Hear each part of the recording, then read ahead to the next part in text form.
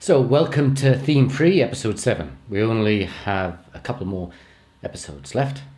And for this one, I'm starting off in my kitchen, in my new kitchen. I've just built my kitchen because I didn't have a window in my studio. And I had a lovely scene outside I wanted to show you, courtesy of Jamie. So, I built my kitchen. Now have a look out of the window. I'll catch up with you in a minute, as soon as I get into the studio. Oh, this segment's supposed to tell you what's coming up. Sorry about that.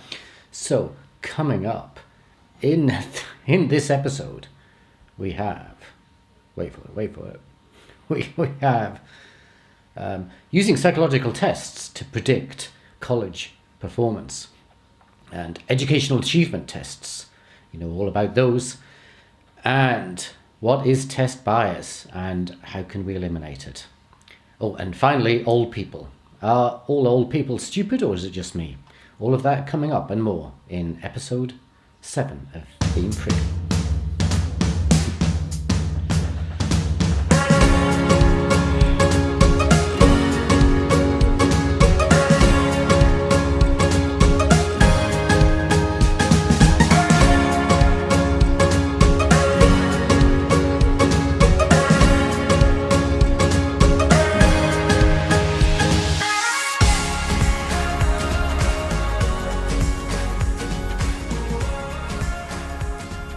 So let's start off the topic of predicting college performance by looking at the Scholastic Assessment Tests, SATs. Yes, it's from the US. Everything we're doing is from the US, and one day Australia will be the superpower, and then everyone else will have to do exactly what we do, like calling crisps chips, but more of that later.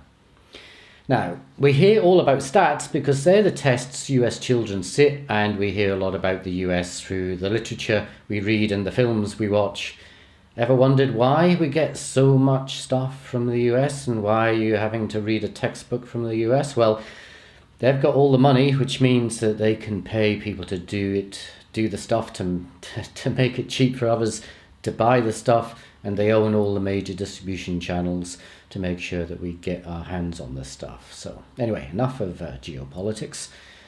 SATs, they have two main elements. First, there is the mastery of a subject or content, kind of like your online quiz. Indeed, it's the same sort of multi-choice format in the SAT tests. And second, there is reasoning skills. The reasoning test is used to determine university admission decisions. The subject test is used more to decide if students are suitable for particular placements into specific discipline areas, such as maths and biology. And as always, there's more detail in the textbook about this test. Now, this test is believed to be highly reliable and highly valid, though the reading and writing components underpredict the grades at university for those who don't have English as their first language. So if English is not your first language, you ain't stupid, you just are not going to score so highly on English language as a native speaker. Now that's all I'm going to say about SATs. Next I'll summarise the postgraduate selection tests. These are extensively used, particularly with the massification of higher education not yet fully hitting the postgraduate programs, which still tend to be highly selective, largely because they are very expensive to run. Now, massification of higher education, what does that mean? Well, that's just that thing of cramming more and more students into universities. You know, a huge rise in student numbers, the student population for higher education. Now, you know, the governments, a lot of governments now around the world are setting 50% they want 50% of their young people to be at university. Monsters University! Anybody getting off? I'm officially a college student! Now, let's get on to the tests. Here we have the graduate record exam. This test combines a multiple choice format with a short essay format, and its focus is measuring verbal, quantitative, and analytic writing capacity. There had been a problem with the analytic writing test discriminating unfairly against minority ethnic groups, but that's since been rectified. Now, reliability has been shown to be strong, but there is a problem because candidates who score poorly on the test tend not to get a postgraduate place. So there's no data, obviously, on their performance in postgraduate studies. They don't get to study postgraduate. Yeah. Okay. Now, let's look at educational achievement tests. Generally, these are not about student selection into programs of study, but about monitoring student achievement once they are on a program of study. And here are some of the most widely used ones. Now, I'm not going to go into detail on these because these lectures are not a substitute for the prescribed text, and the prescribed text contains plenty of information on these tests, certainly all that you'll need to know for this unit. I know I keep saying this again and again and again, but I'm really worried that you're going to rely on these pre-recorded lectures for the content of the unit, and that they're not designed that way. The text is there to deliver you the hard content, you know?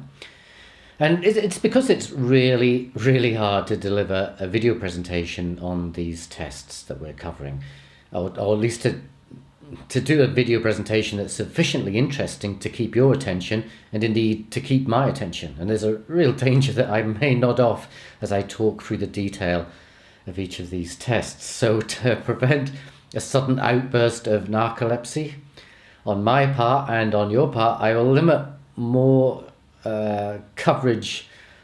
I'll limit my coverage of the detail of these tests. I'll be quite brief about these tests. I really need to leave it up to you to read up about these tests. Textbooks are better for that, you know, better for delivering you that type of information. What I want you to do is to look for the common themes that are being identified in the text about these tests in relation to, you know, kind of like the way they're being presented to you. What are the issues that are being flagged in the way they're being presented to you? What things are mentioned most often? What things aren't mentioned when these tests are described to you? Now, I don't want to tell you much about these patterns that I've seen. I'll tell you a little bit here and there, but I really want to leave it up to you to identify those patterns, because you're supposed to be looking for the patterns, you know, as part of the learning contract we have. Also, you're not me, and I don't want you to become a clone of me, so I want you to do your own thinking. Now, what you need to find in all of the descriptions of these tests are those overarching themes that will help you compare and contrast and to discuss differences and similarities between the various tests. If you have a look at the essay questions, now if you're watching this pre-recorded lecture at the pace that the unit is ordinarily run at, then this will be kind of week. What week will this be? I don't know. Week 7 or something? You've got a few weeks left to write the essay. But you're probably looking at the essay questions right now, or have looked at them a couple of weeks ago. Now, you can see in the questions you're not being asked about a specific test, but you're being asked to look at different forms of tests. You aren't being asked to say how many people were included in the sample that was used to validate the test, but you are being asked to think about whether validity, for example, is a common attribute to this and other tests. So when it comes to the exam, there'll be kind of questions like this. You know, you'll be asked perhaps to provide a bit of detail on some of the tests and give examples, but mostly it's about you doing your own thinking. So you might be asked about a specific test, but it'll be a very general question, not a question that is as specific as in the online quiz assessment. You know, what format is the Welch Adult Intelligence Scale? You know, what format is used on that scale? It won't be a question like that. It'll be more a question of, you know, what's the purpose of the Welch scale? You know, you'll be asked your view on something rather than to give specific detail on something.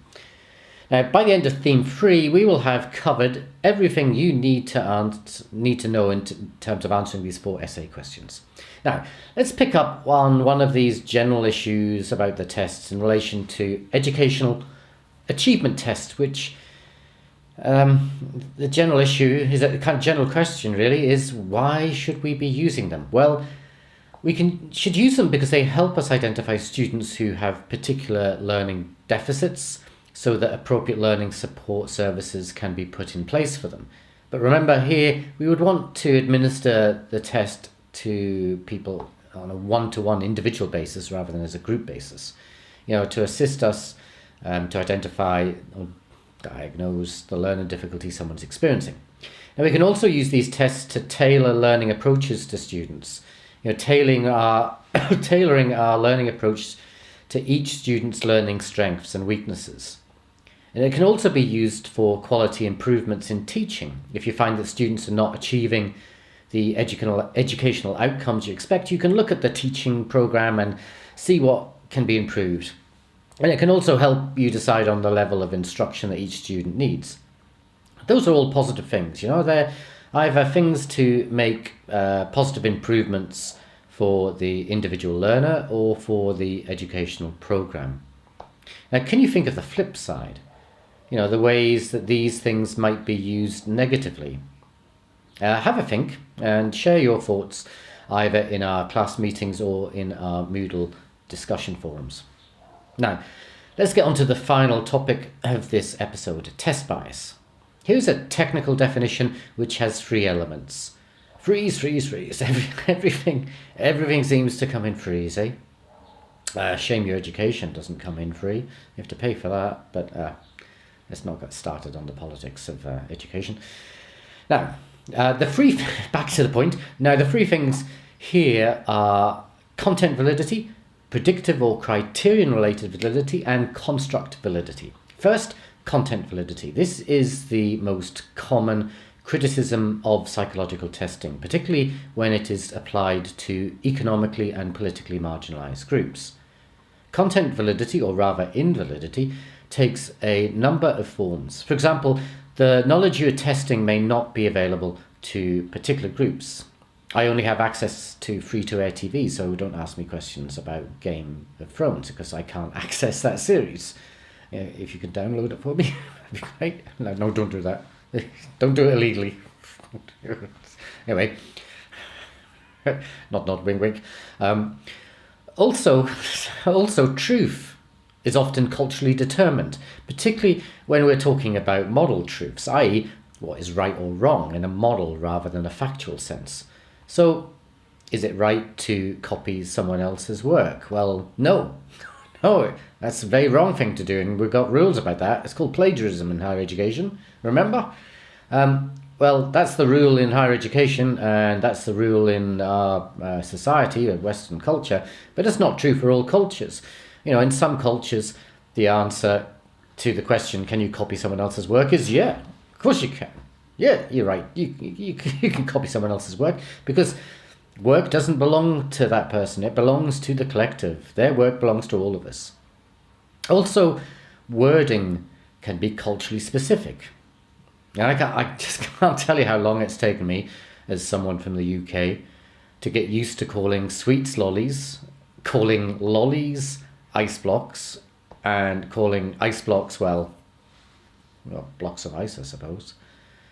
And as for the whole thing about hot chips, well, I don't want to go there, but really, I mean, come on, guys.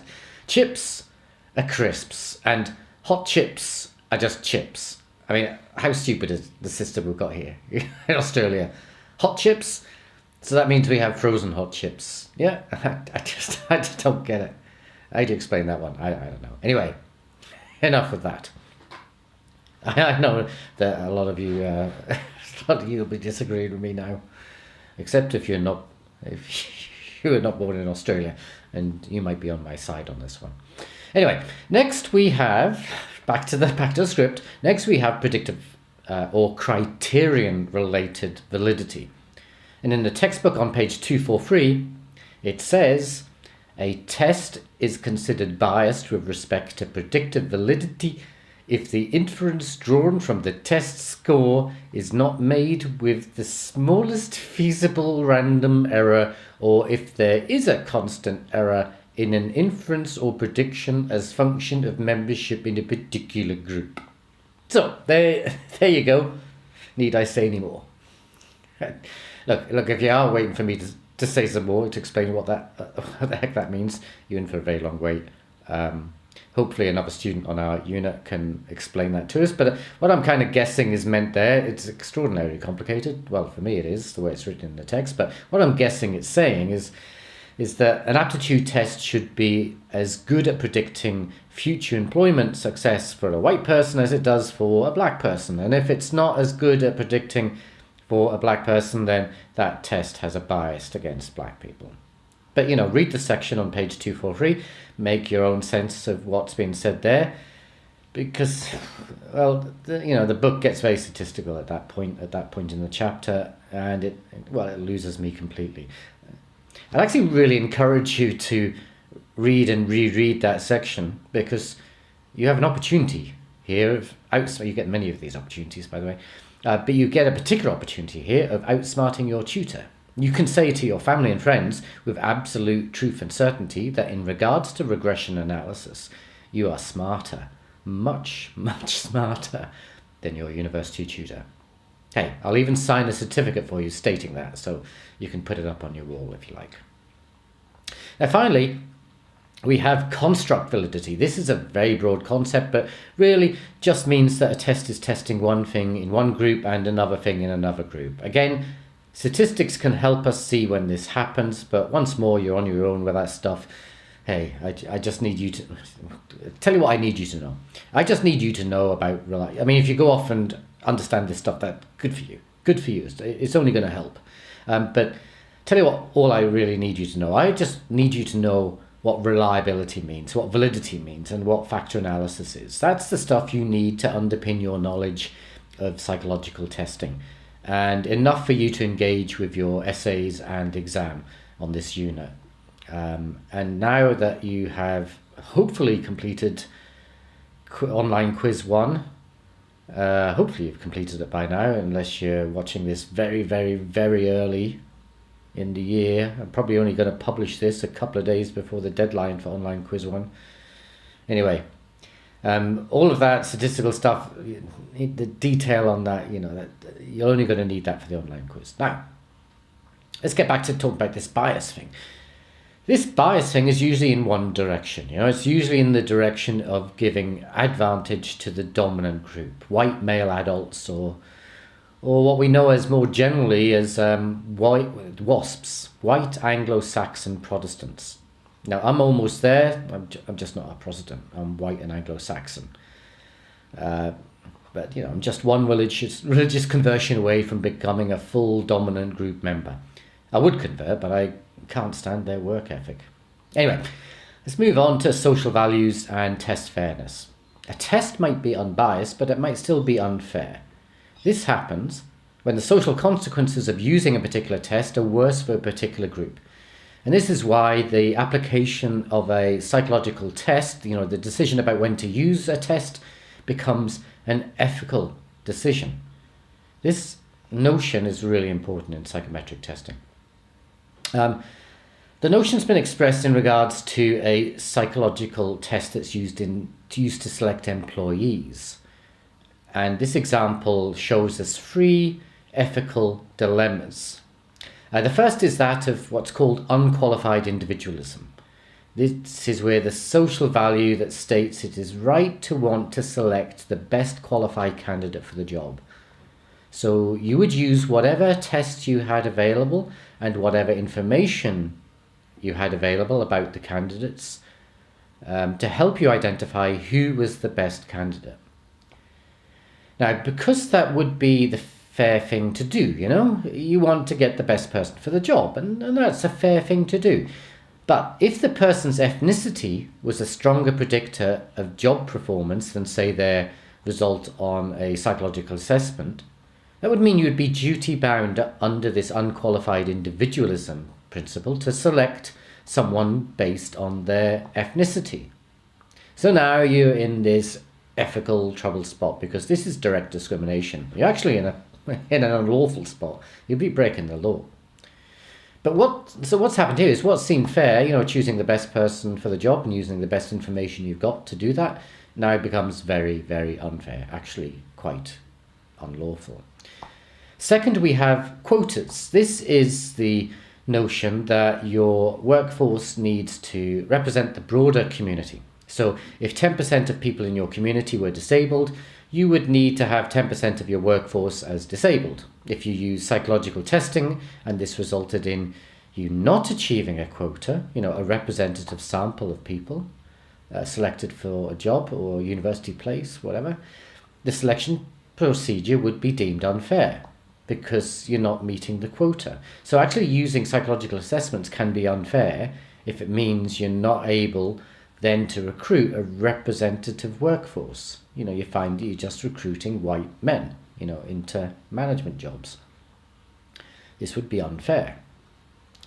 Now, finally, we have what's called qualified individualism. And here, discrimination against particular groups based on their gender, ethnicity, disability, and so on is unlawful. So this is interpreted as a requirement to exclude consideration of such factors to predict someone's suitability for a job. So you just don't take account of those factors in the employment recruitment procedure. And you see this happens a lot where when you apply for university, for example, you are asked questions about your gender and ethnicity and so on, and you're told that this is information that's kept separate from the selection procedure for the decision that's made as to whether you get a place at the university or not. That's just information that's kept in relation to the being able to have a demographic profile for a student cohort, to check that we're getting enough students from non-dominant groups. So, people also talk about this as being, colorblind, or I don't discriminate against black people because I don't see people as black.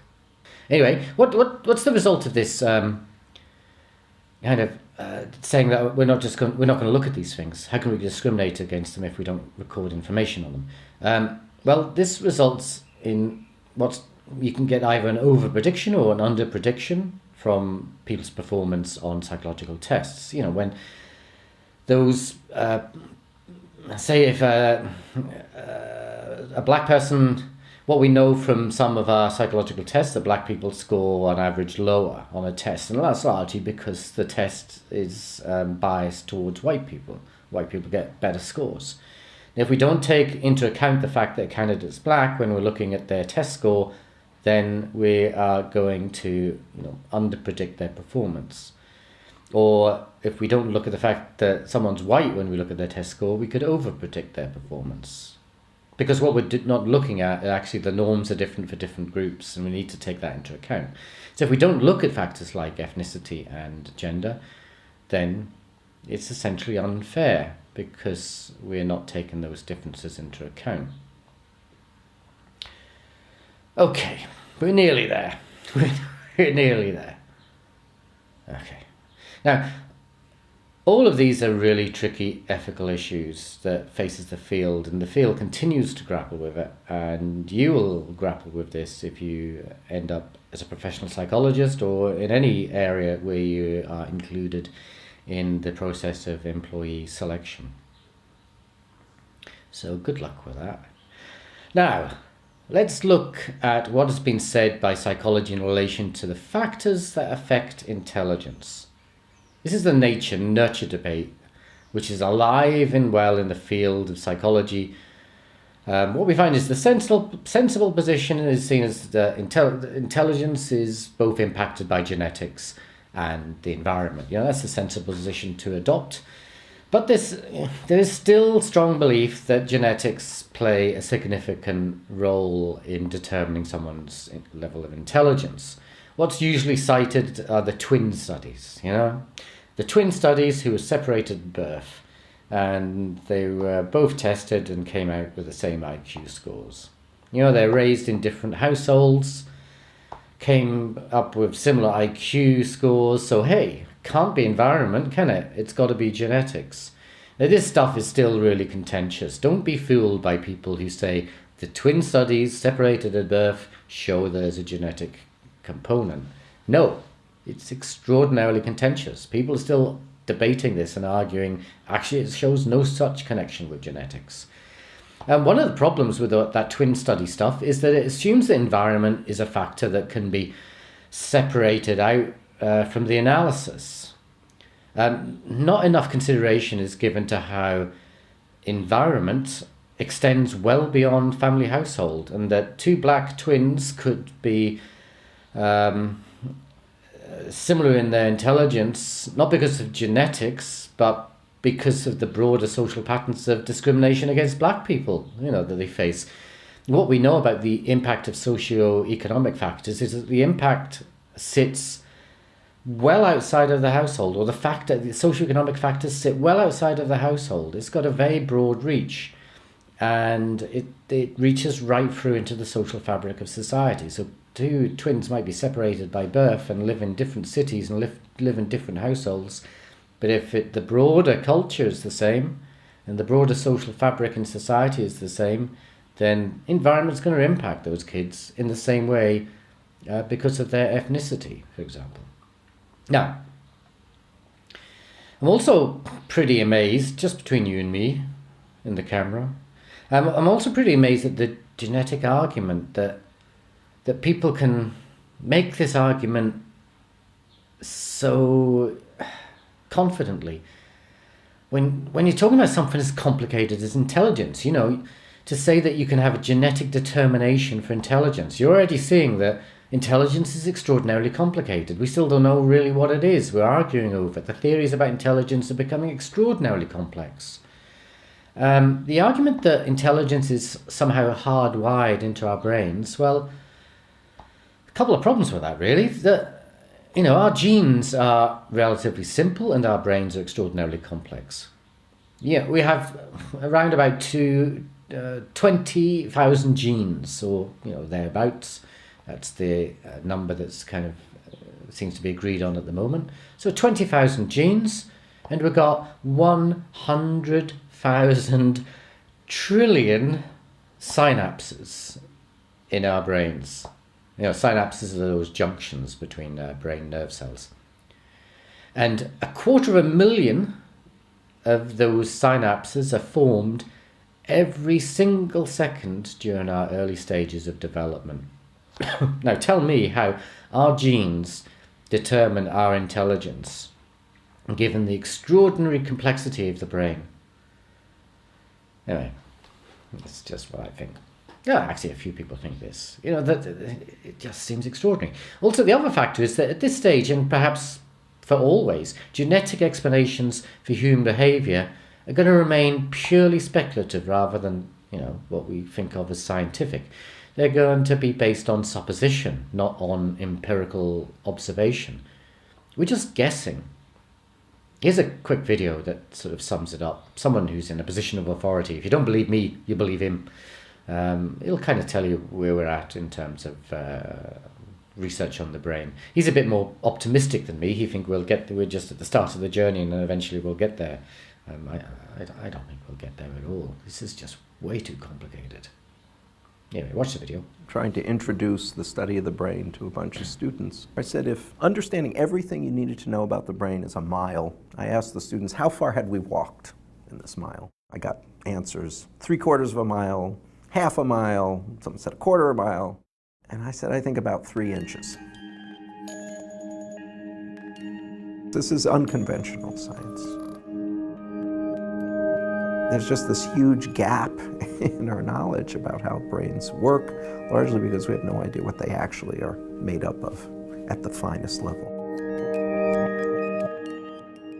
When it comes to the nervous system, there are a large number of diseases where the only real sign that there's something wrong is the outward manifestation of the disease.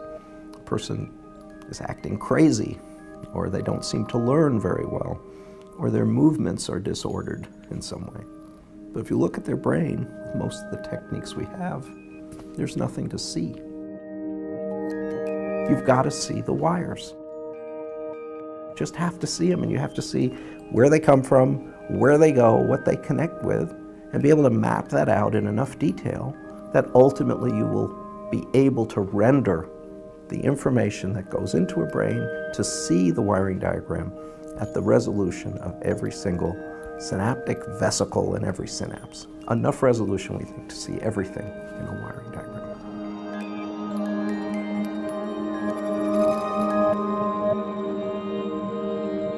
I'm a lab head of a group of people who work together. It's kind of a shifting group of people, but it's difficult work and it requires many kinds of experts. So there are lots of people working together on this project. What we're trying to understand is how cells in the brain communicate with each other.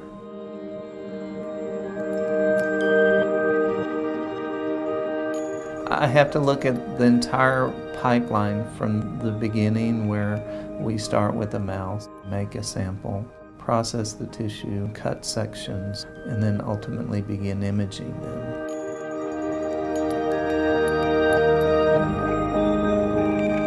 A slice is like you're cutting a loaf of bread, except you're trying to slice very thin pieces of tissue.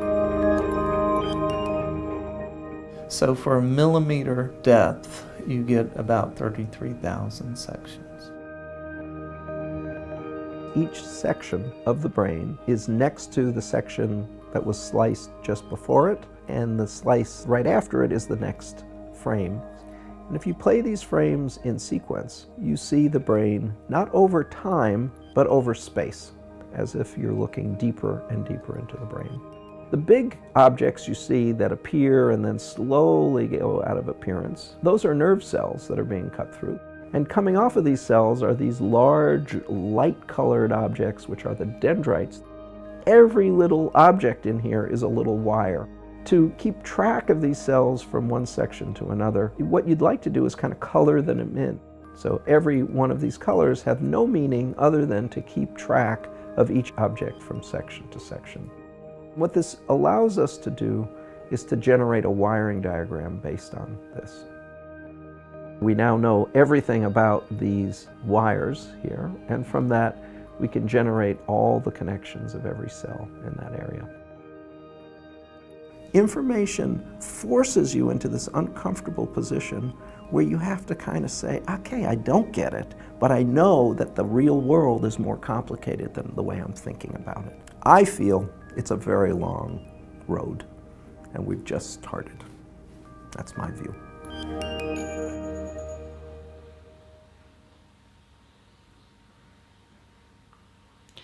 Now, in the text, you'll read all about how intelligence is perhaps impacted by our genetics.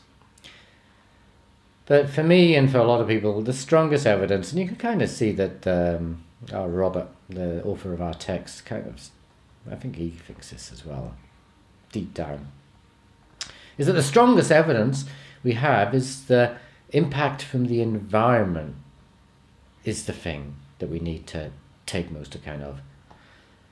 That's the big player. Well, you make up your own minds on this. But tell me about the other complication, just to trouble this notion of genetic determination of intelligence.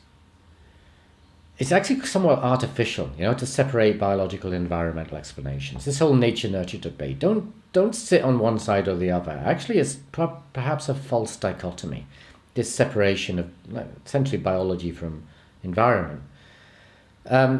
It's really simplistic, and it's a false dichotomy, a false binary. Take the example of teratogenic, pronounce that however you want. I'll pronounce this damn thing how I choose. Teratogenic.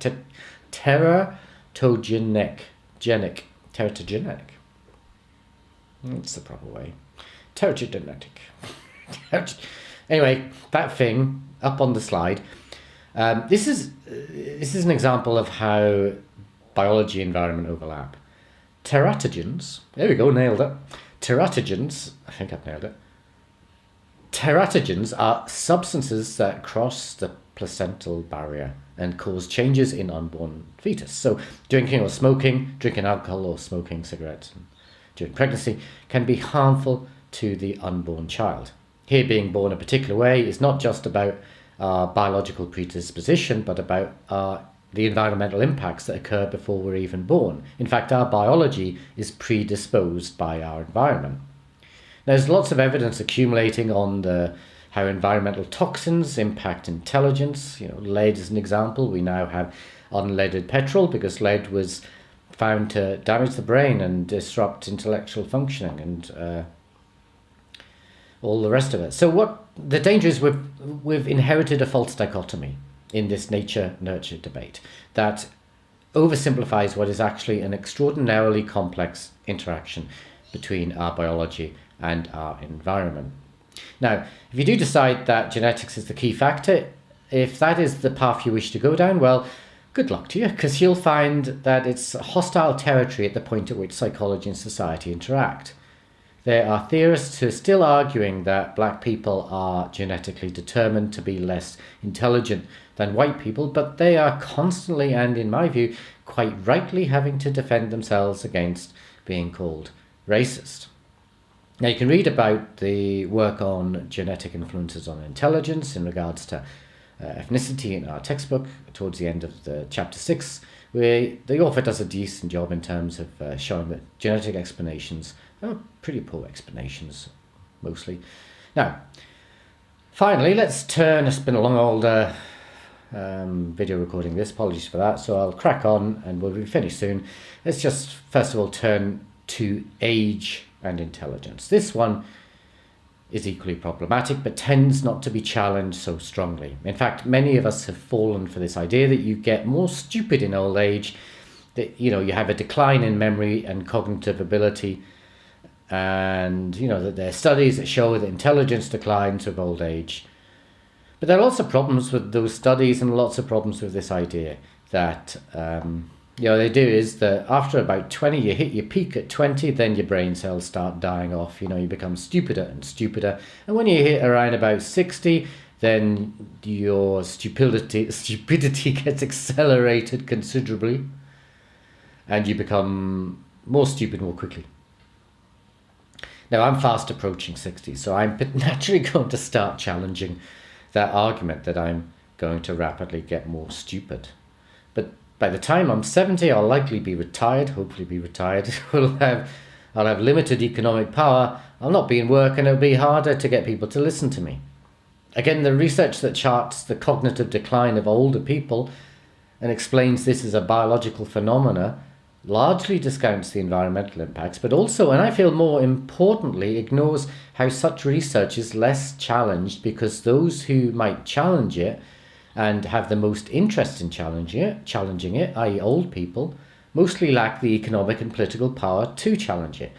And their arguments are not listened to because they're seen as stupid. Theory and research that says old people are stupid, and an old person says, I'm not stupid, they go, oh yeah, you're likely to think that because you're stupid. Now, this is the same issue with genetic explanations for intelligence, which purported to show that black people and women were genetically predisposed to be less intelligent than white people and men. And of course, that's now challenged strongly, largely because of the civil rights movement of black people and women.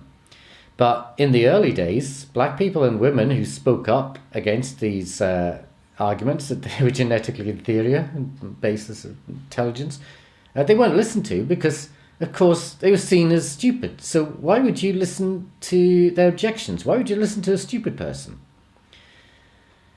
We don't have much of a civil rights movement of older people, though there's a lot of evidence that older people are suffering from discrimination and exclusion. If you're a woman, there's this phenomena in the West of becoming more and more invisible as you age. When you hit old age as a woman, you just essentially disappear. You become absolutely invisible. No one notices you. Anyway, so what's this point to? That these issues are both political and cultural. The cultural aspect of it is that our acceptance of this notion that old people are stupid is reflective of the lack of power older people have in Western cultures and the culture we have which denigrates old people. In some cultures, old people are valued. They're seen as wise, they have great wisdom, and they're venerated. In our culture, and this has happened fairly recently, old people are seen as a burden. Okay, that's enough, I think, for this episode. We had lots of material. Hopefully I've given you enough material to get you engaged in our class discussion on this topic. And now, coming up in our final episode, there may actually be a couple of episodes. I haven't started recording them yet as of this recording. I'll tell you what we are going to look at. We're going to look at personality tests and theories of personality and personality testing. I've had a look at the last year's presentation on personality testing, and it's 40 slides long. So I'm going to either have to do a lot of pruning down of those slides, or I'll split it into 2 episodes. Anyway, you don't have to worry about that. Hopefully it will be manageable for you when I actually produce this thing for you. But you'll find out about that soon enough. What I can tell you is that we will be having a look at the dark arts of psychology. Psychoanalysis. Evil laugh. Ah, I suppose that's on my teleprompter. I was supposed to do my evil laugh. Now be wary. I've been told my evil laugh sounds like a demented duck. Anyway, I'll do this again. Ready? Take 2. We should be looking at the dark arts of psychoanalysis.